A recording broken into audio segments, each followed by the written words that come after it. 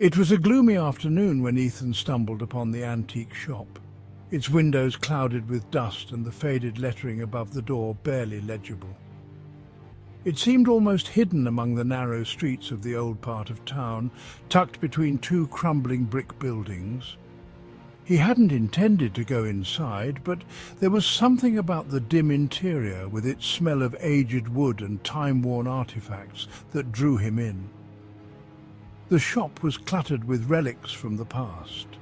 Things like rusted keys, cracked porcelain dolls, and tarnished silverware.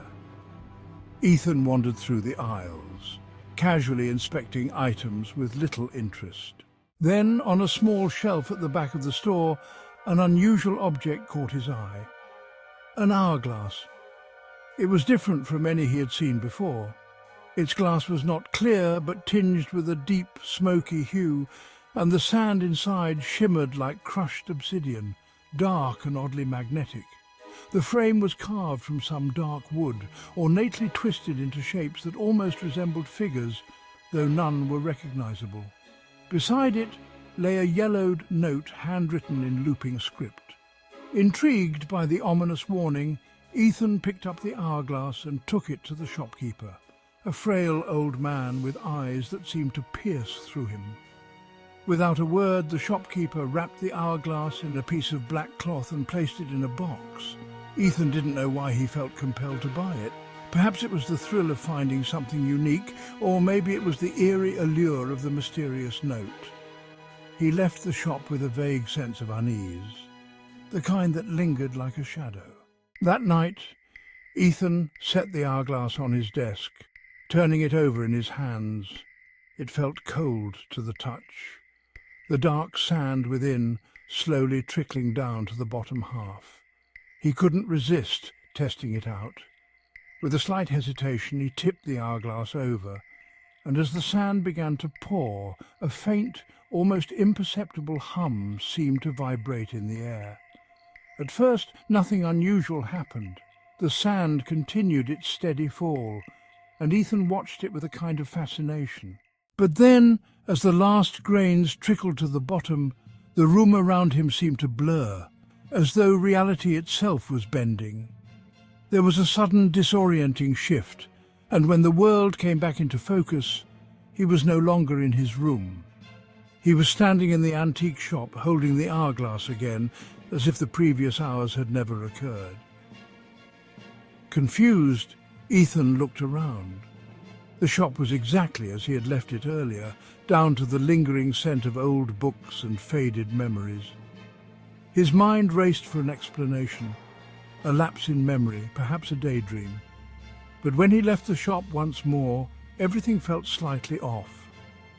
The streets were quieter than before, and the evening sky seemed darker, the air colder.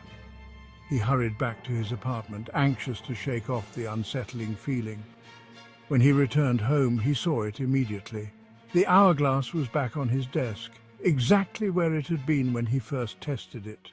As the cycles repeated, the events grew more horrifying. Each time he flipped the hourglass, he would find himself in a new scene of escalating dread. One cycle plunged him into a dark forest, where the trees whispered his name in the voice of the shopkeeper. Another trapped him in his childhood home, but the house was abandoned and decaying, filled with shadows that moved in the corners of his vision. Each time he tried to escape, the hourglass would bring him back to some place worse than the last. The hum of the hourglass became louder with every turn, almost a growl. Ethan began to notice that the sands were depleting, the once full hourglass now only half filled. A dreadful realization gripped him. This wasn't just a loop, it was a countdown. His surroundings continued to degrade with each cycle.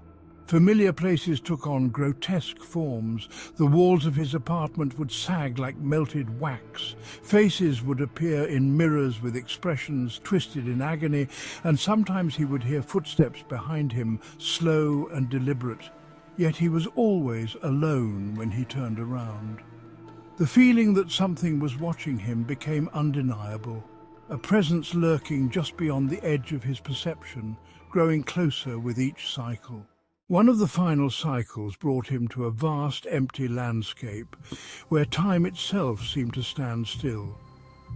The sky was a flat grey expanse, and the ground was covered in black sand, the same as that within the hourglass. He wandered aimlessly, feeling the grip of despair tightening with every step. He turned the hourglass again, though only a small trickle of sand remained, and as he did, the sky began to fracture like glass. Cracks spread across the horizon, revealing a deep darkness beyond, a void that seemed to beckon him. As the sand dwindled, the cycles became excruciatingly brief, mere moments of lucidity in a world crumbling to nothingness. The final grains fell, and with them so did the last of his hope. The hourglass shattered in his hands, its glass splintering into countless pieces that dissolved into dust. The humming stopped, and with it the world seemed to collapse inward, folding into a darkness so deep it devoured even his thoughts. Ethan was left suspended in that abyss, a place outside of time and space. He was neither alive nor dead, caught in the eternity he had unknowingly unleashed.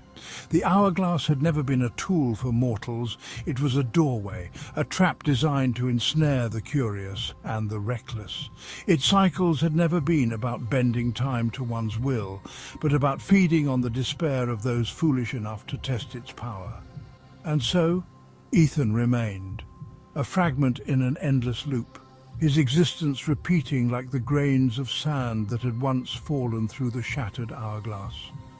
Trapped in a prison built by his own curiosity, he drifted in the void, unable to escape the cycles of terror that replayed for all eternity.